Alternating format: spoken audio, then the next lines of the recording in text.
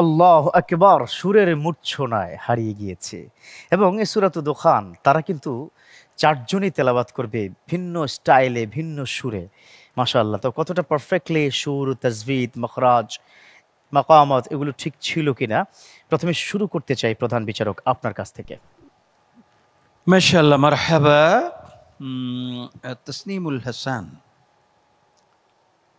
Final পর্যন্ত যে সে আসছে, এটি একটি বিশাল বিষয়।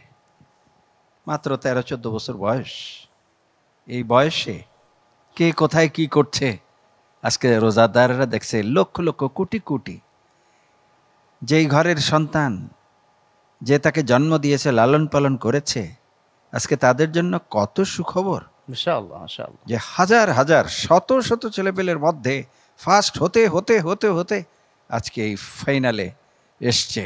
আমরা দোয়া করি আজকের এই লাইলাতুল কদরকে সামনে নিয়ে তোমাকে যেন রব্বুল আলামিন শত শত পুরস্কার নিয়ে আসতে আল্লাহ যেন তৌফিক করে দেয়। আমিন আমিন।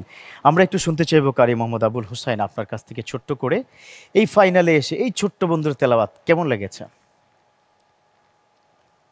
আমাদের দেশে রত্নগর্মা মা বলা হয় পত্রপত্রিকাতে, ফেসবুকে। আসলে এই ছেলেটির যিনি মা, যিনি গর্ভধারণ করেছেন, উনি হলেন সত্যিকারের এক নাম্বার রত্নগর্ভা। মাশাআল্লাহ মাশাআল্লাহ। এবং এই ছেলের যে তেলাওয়াত আমরা শুনলাম এই শেষ সময়ে রমাদানুল মুবারকের, তেলাওয়াতের মাধ্যমে আমরা আল্লাহর কাছে চাই এই তেলাওয়াতের উসিলা আমাদেরকে মাফ করে দিন। আমিন। সকলকে মাফ করে দিন, যারা শুনছেন দেখছেন সকলকে মাফ করে দিন। প্রজাপতি মিডিয়া এবং যারা সহযোগিতা করেছেন এই পরিবারকে উত্তর উত্তর আল্লাহ পাক জাযা খায়ের দান করুন। আমিন আমিন।